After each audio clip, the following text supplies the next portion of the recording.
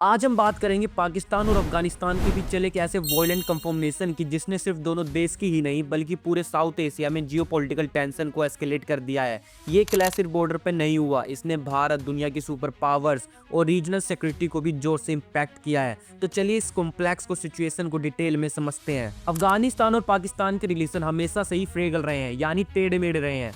अफगानिस्तान की तरफ से तालिबान के रूल के बाद पाकिस्तान ने बार बार ये कंसर्न रेज किया कि उनके एरिया में होने वाले टेरर अटैक्स अफगानिस्तान की मिट्टी से प्लान होते हैं।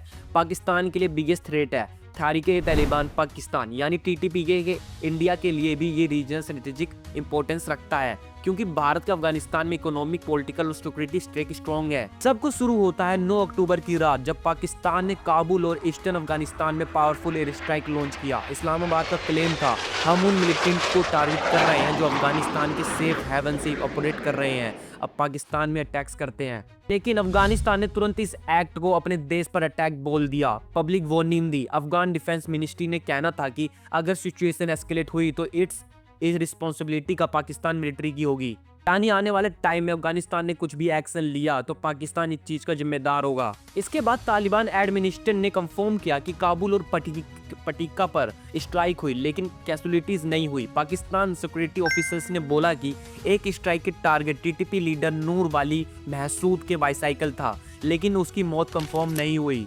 पाकिस्तान सीधा कहना चाहता है कि टीटीपी का कमांडर नूर वाली महसूद एक बाईसाइकिल में था, हमने उसको टारगेट करने की कोशिश की थी, और पाकिस्तान बोलता है कि वो मारा भी गया, लेकिन अफगानिस्तान क्लेम करता है कि इसमें कोई भी नहीं मारा गया।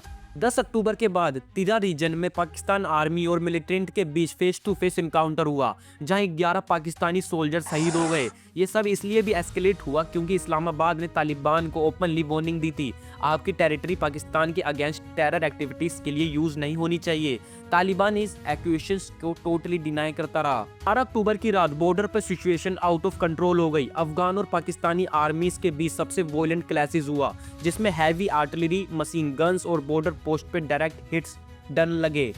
पाकिस्तान ने कहा उसके 23 सोल्जर्स मारे गए, तालिबान ने बोला 9 फाइटर शहीद हुए। दोनों तरफ से कैजुअलिटीज का क्लेम हुआ। अफगानिस्तान ने बोला कि हमने 58 पाकिस्तानी सोल्जर मारे हैं, पाकिस्तान ने बोला कि हमने 200 तालिबानी फाइटर्स मारे हैं। इन नंबर्स की कोई भी इंडिपेंडेंट कंफर्मेशन नहीं हो सकी। इस इंटेंस वॉयलेंस के चलते एरिया के लोकल लोगों पर भी इम्पैक्ट पड़ा। बॉर्डर रीजन्स में डर और एंसिक्योरिटी बढ़ गई। एडिटेशन अटेम्प्ट्स और डिप्लोमेसी जब फाइटिंग पीक पे थी, जब ग्लोबल पावर्स ने इंटरवेंट करने की कोशिश की। कतर और सऊदी अरेबिया ने तालिबान से अपील की कि फाइटिंग रोकी जाए। इस पर तालिबान ने टेम्परेरी सीज फायर अनाउंस किया। आपको याद होगा कि कुछ महीनों पहले ही पाकिस्तान और सऊदी अरेबिया ने एक डील साइन की थी कि अगर सऊदी अरेबिया पे कोई भी अटैक हुआ तो पाकिस्तान पर अटैक माना जाएगा, अगर पाकिस्तान पर कोई भी अटैक हुआ तो सऊदी अरेबिया पर माना जाएगा।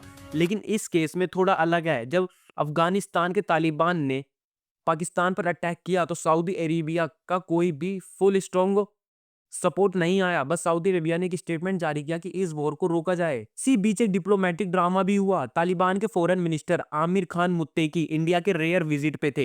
इंडिया जो रीजन में शांति और अपनी स्ट्रेटेजिक इंटरेस्ट रखता है, उसने उसी वक्त अनाउंस किया कि तालिबान गवर्नमेंट के साथ रिलेशन अपग्रेड करेंगे और काबुल में अपनी एम्बेसी फिर से खोलेंगे। ये मूव पाकिस्तान के लिए बहुत कंसर्निंग था। वॉयलेंस के बाद पाकिस्तान ने अफगानिस्तान से लगने वाले अपने सारे मेन बॉर्डर्स क्रॉसिंग जैसे तोखराम, चमन, कारक्लची, अंगूर अड्डा और गोलम खान टेम्परेली क्लोज कर दिए।